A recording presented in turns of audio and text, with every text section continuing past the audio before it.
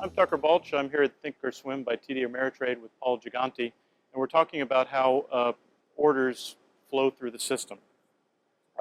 Now we had we started with a trailing stop order that eventually became a limit order.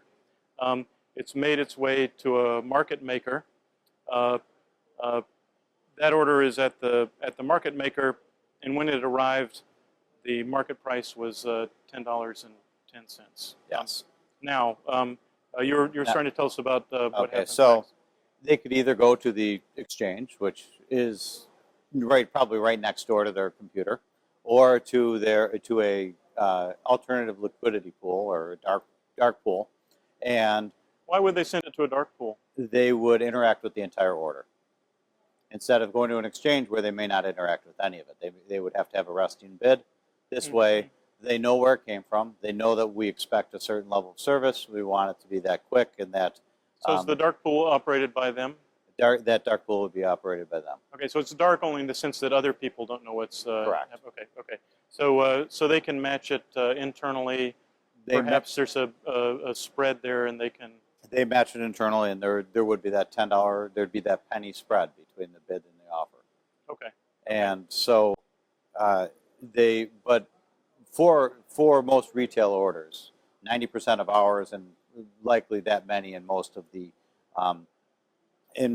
most orders, from most houses, would be getting a price improvement, and they will get a price improvement of about 1/10 of a penny to 2/10 of a penny on average. Oh, really? Over what The disseminated market is. Okay.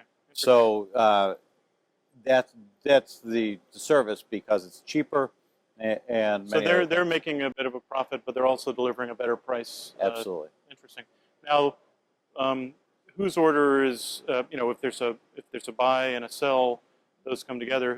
Your order that we've been talking about is the sell order, and the buy order is from the Citadel themselves, or Citigroup, or Morgan Stanley, or someone like that. Now, will they sometimes, if they don't have a matching order, will they sometimes take some risk and go ahead and match it, themselves? Oh, absolutely. I would think that most of these do not have an alternative matching order, and it's Citadel or one. I mean, I don't mean to pick on them, but right. They're a great provider, and they would match it to their market maker unit. So they would make the market in it, hoping to make someone to come in and buy it. Now, they're not, in this case, they're not, they're making a market actually within their own pool. Interesting. Now, let's suppose, let's dive into that a little bit more.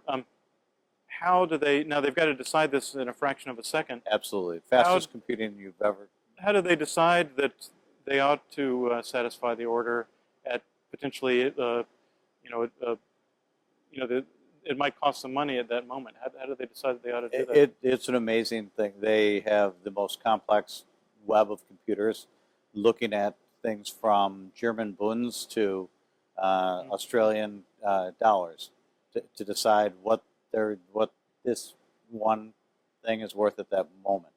Now, what percentage would you say of orders get fulfilled in that way before actually reaching the exchange?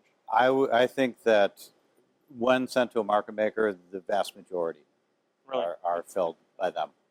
So, okay, let's suppose it's not executed internally, and it reaches an exchange. Reaches an exchange. From then, either way, the price is presented to a recording tape and sent out for view to the entire world. Oh, so if it were filled in the dark pool, it still gets printed. It's still printed. Okay. And when we say printed, what that means is the actual transaction is publicly documented. Yes. Now, which exchange? Let's go back again. Let's say it's filled in the dark pool. Which exchange does it get printed at? The home exchange for the equity, or? No. There is a TRF facility, and I'm not certain where they would. Sorry to. No, that's. We're digging into computing here. Okay, so it reaches the exchange floor. Yeah, What happens then? one of our market makers decides they don't want it. There's better liquidity elsewhere, or there's a greater number of shares than they would like to take at that price. What they do is then they send it to the exchange. The exchange has a matching engine. Are we now then using their seat on the exchange in that sense to make that trade, or? Using their access, yes. Okay. Yes. All of our market makers will have access to all these exchanges. That order will enter the matching engine. The matching engine will match the incoming order with the top of the book, meaning the first one in line to pay that price, satisfying as much or all of that satisfying new order to match up. Send that print to the tape. Send our providing market maker a copy of it saying you have made this trade on behalf of TD Ameritrade. Send it back to us. We will grab that.